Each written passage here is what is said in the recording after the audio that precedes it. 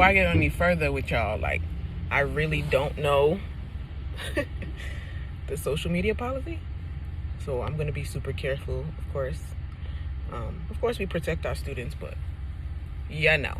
Oh, my mom has my... So I walked into the school building, and there was a new safety agent, and she was like, "You a school aide?" I'm like, "No, Miss H. Duncan." She's like, "I'm a teacher. Here's my outfit." So that's something I face a lot. Like, "Oh, who are you?" Girl, you don't get your life together. Anyway, so this is my very first vlog, whatever it's called.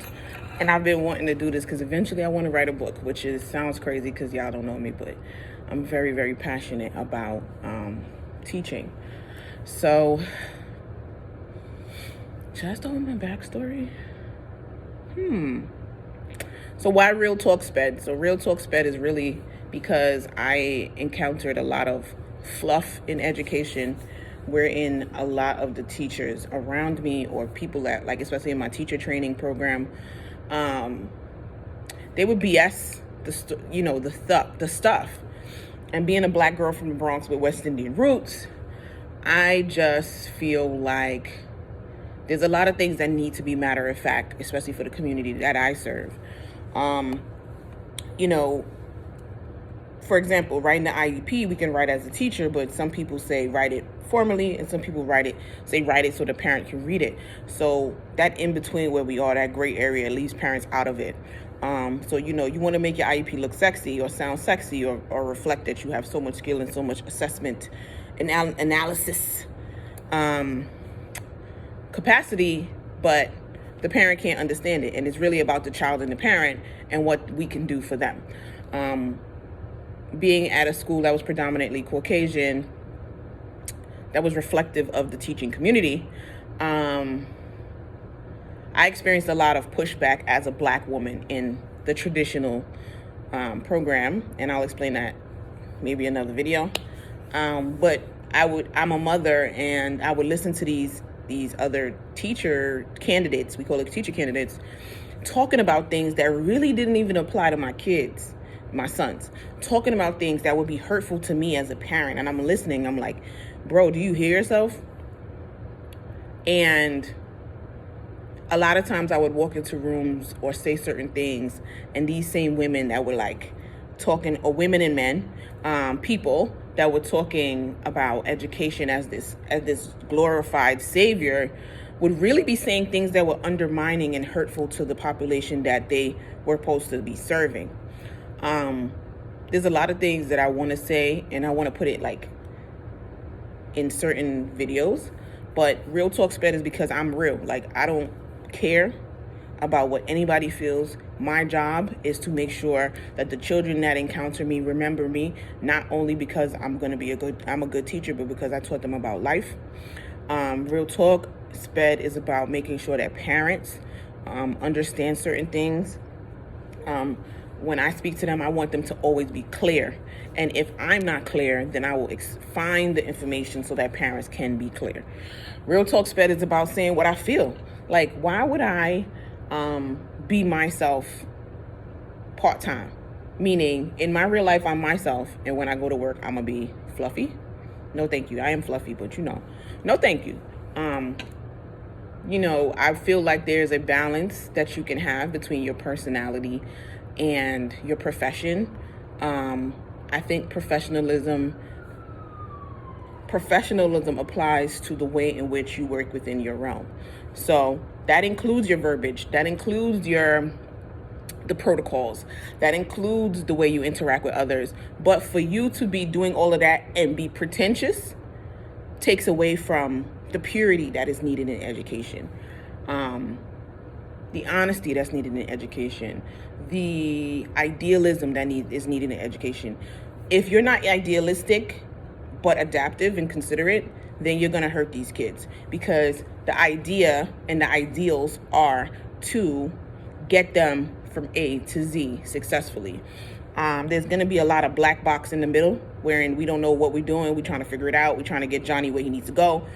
But if I don't have that mentality as a special educator or an educator, period, wherein I'm going to get them where they need to be because I'm going to do it, that success mentality, that idea and ideal that I will help, and not trying not to give up. Because there's times where we feel like we got to give up. Like, we feel like, yo, what's going on? Like, my man, we're not making no progress here. If we don't have that, and we're not frank about it, and about all things SPED and all things education, then we fail the students that are behind us, and the students that come, are in front of us when we teach, and the teachers that are beyond us. Definitely going to get into this later. I've never seen competition until I got into teaching. Yikes. And then, of course, being a black woman in teaching, being a black woman in special education in New York City is crazy. Especially citing the fact that I went through the traditional route. And I pivot on that because New York City is one of those cities, and I don't know about the other places because I don't live there, but New York City is one of those cities that really help people of color become teachers. And those are called alternative route programs or transitional programs, where you may have been in another career and you get this subsidized master's to get into education. Most of the time, those participants go into special education programs, and then go into the New York City school system. But there's not a lot of us going the traditional route, meaning I can't get into, to be honest, I did not make it into New York City Teaching Fellows and Collaborative, a combination of 5 times. And let me tell you why. Pregnant, going through divorce, financial trouble, didn't have a car. Every single time I went up for candidacy for those things, I got to the interview and I bombed it because I was going through too much. But God, not to be religious because I believe in everything, God and the universe got me where I needed to be when I needed to be there. I don't think I would be the same teacher if I would have did it any of those 5 times before.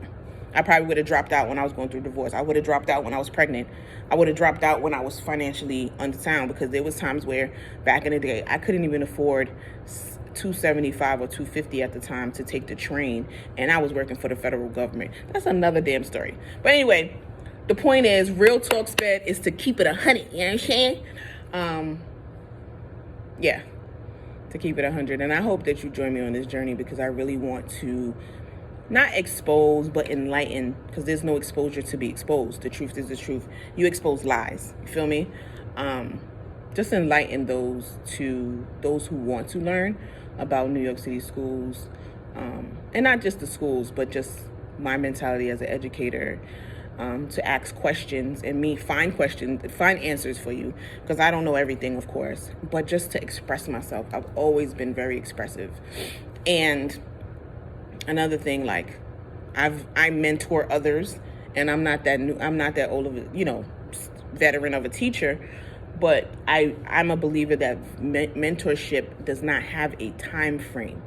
So if you was a day before me, you got something to give me, as in experience and advice. So yes, I do mentor others. Others mentor me. I find mentorship in so many people, and so even their words. I don't even like you, but you said something smart. I like it. Okay, so welcome to Real Talk SPED. I gotta go teach now on a Saturday. Bye. Oh, like the lady, what's her name? I forgot her name. She does murder and makeup. Bye. Shana. Not to hate. I love her. Bye.